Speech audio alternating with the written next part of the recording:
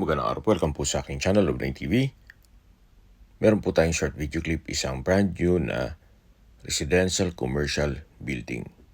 Ito po ay 4-story, sa lower ground at upper ground dito sa harapan ay commercial. Then meron pong mga residential apartments dito sa likod. Bali po 4-story ito. Ito po ay along the highway at sa dokumento naman ito po ay titulado at buhay po ang may-ari. Kaya wala po kayong maging problema sa documentation o sa transfer ng title. Meron rin pong mga security grill mula dito sa baba hanggang sa taas. Ito po ay owner's built kaya quality po ang pagka-construct nito. Hindi po tinipid.